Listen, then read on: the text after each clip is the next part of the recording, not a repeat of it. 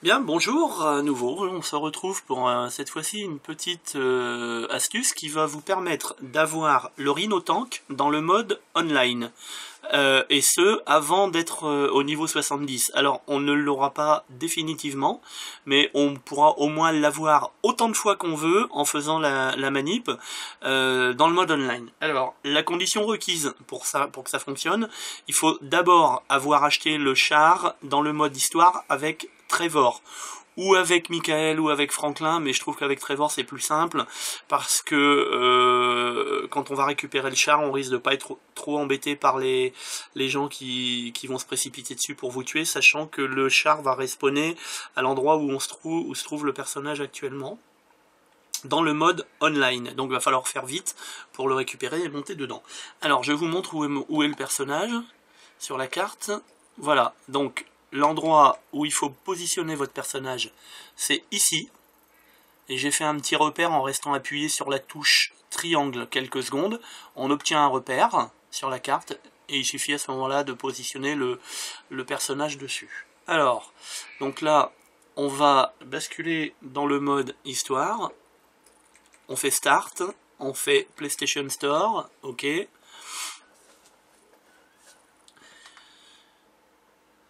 Une fois dans le PlayStation Store, on va appuyer sur la touche PS.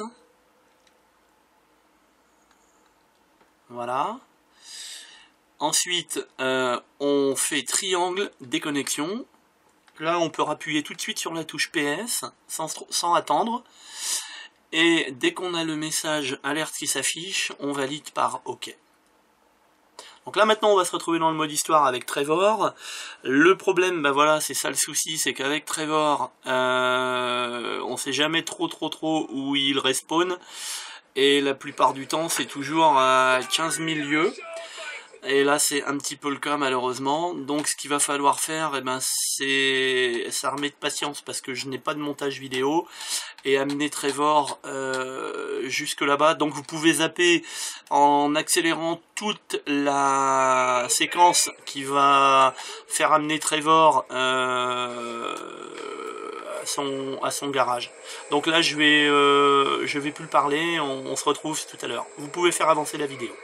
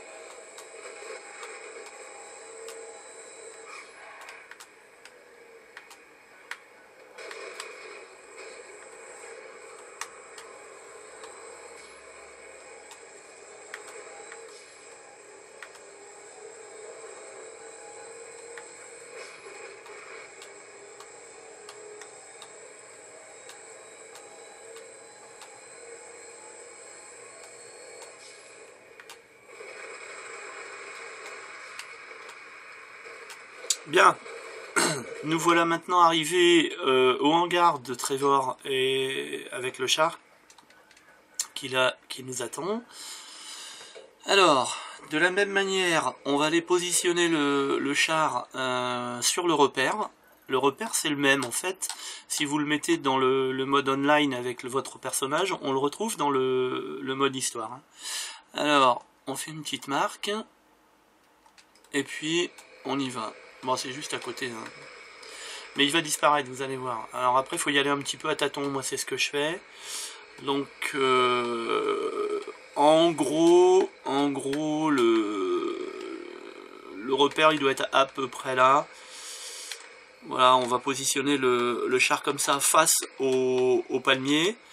Donc pour vérifier, on raffiche la carte, un petit zoom. Bon, vous voyez, on n'en est pas loin, donc là pour moi, allez, un petit coup en avant et là c'est bon. Voilà, donc une fois que votre char il est positionné comme ça, on retourne dans le mode online en faisant flèche du bas et en positionnant le personnage sur l'ombre, en fait qui est le personnage du mode online en bas. On relâche et là on valide la connexion.